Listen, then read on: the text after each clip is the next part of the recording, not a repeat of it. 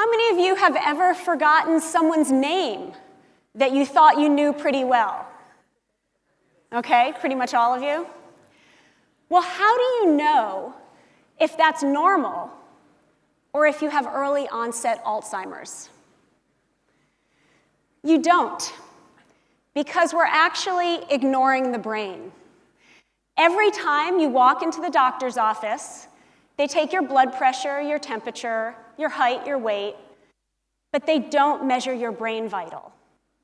And tracking brain health over time is critical if you want to detect when a change occurs, such as due to concussion, depression, or the onset of Alzheimer's. So what are the costs of ignoring your brain?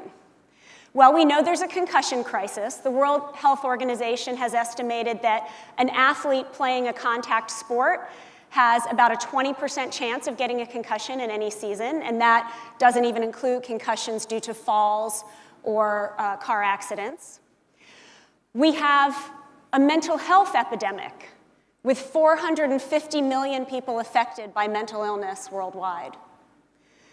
We have neurodevelopmental disorders, which are very hard to detect early onset, like Parkinson's or autism. And then we have Alzheimer's. 44 million people have Alzheimer's. That number is expected to increase to 75 million by 2030 if we do nothing. So my background is in neuroscience and in biomedical engineering. And over the past 20 years, my company has developed virtual reality systems for the International Space Station, instrumented gloves to train soldiers in robotic surgery, or to train surgeons in robotic surgery, and robotics for kids with disabilities. So when our colleagues from the Department of Defense approached us and asked us to develop medical software for medics to screen deployed soldiers for their brain health, to track their brain health and screen them for depression or PTSD or concussion, we thought, piece of cake. This will be easy. Little did we know that it would be one of the most impactful things we ever did. Here's the problem they laid out for us. When our men and women are deployed, they're exposed to conditions that, at the very least, cause combat fatigue and stress, but also can cause depression, PTSD, and blast injuries that can cause concussion. And medics don't have tools to screen and diagnose soldiers for these type of problems. So we were asked to develop a suite of mobile medical apps that medics could use to screen the soldiers for depression, PTSD, and concussion. So we developed Dana, an app, a smartphone app, that that's essentially a set of scientifically validated brain games. And medics can now use this to screen soldiers, again, for primarily depression and concussion and PTSD. And we delivered this to the military and launched it commercially last year. So that's where we are in brain health. Where are we going?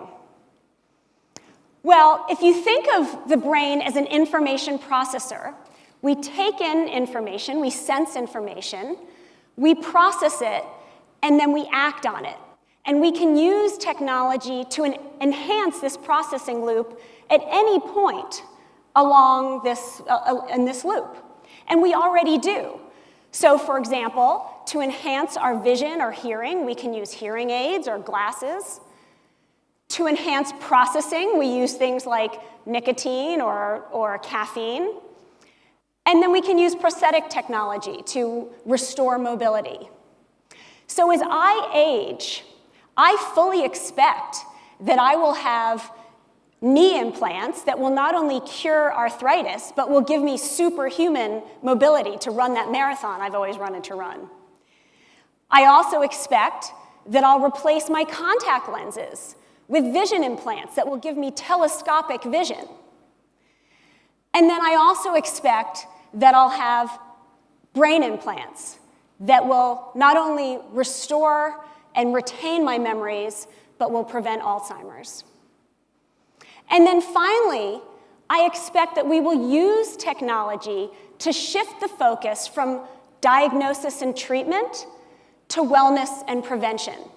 thereby reinventing brain health. Thank you.